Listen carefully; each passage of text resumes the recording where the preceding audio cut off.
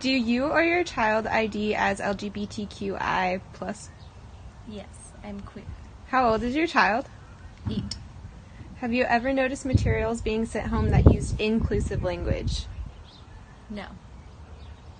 How often have you seen inclusive language used in comparison to forms that reinforce the gender binary or assumed a mother-father nuclear family setup? I haven't.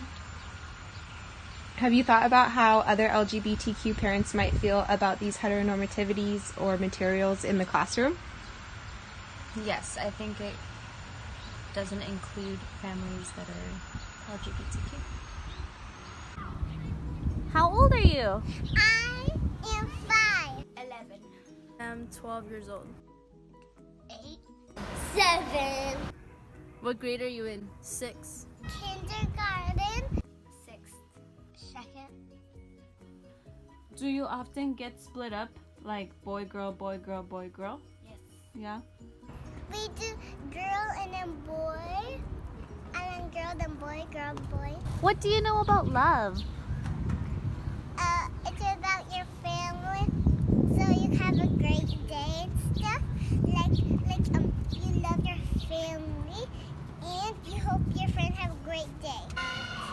Love is special. And I really like marriage, I guess.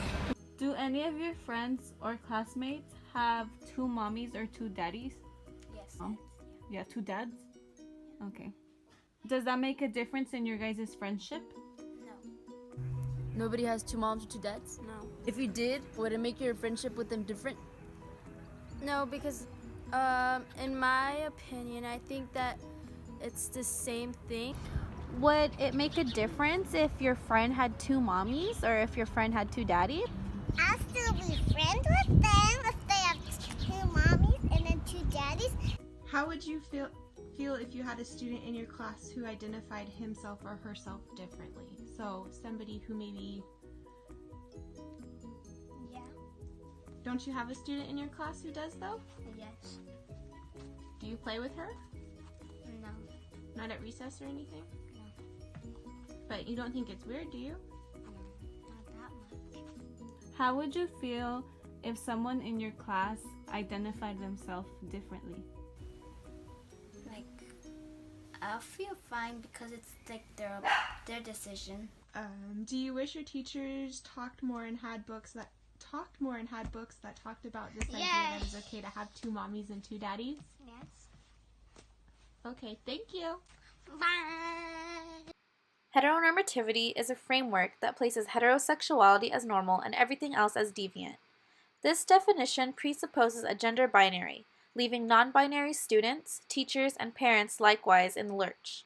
In the classroom, we need to go beyond just anti-bullying rhetoric and challenge ourselves and our own internal biases to create spaces where LGBTQ students, staff, and parents feel safe, represented, and supported because they exist in our communities, and to pretend they don't or that children never have prior contact with the LGBTQ community does all of us a great disservice.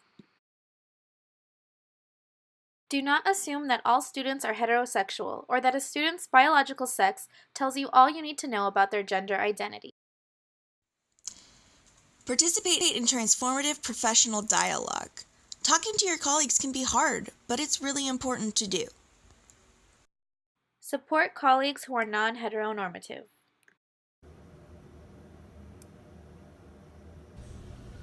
A boy sees a ball in the field. As he goes to throw it, some other students begin to yell that he throws like a girl. Another student approaches the boy and encourages him.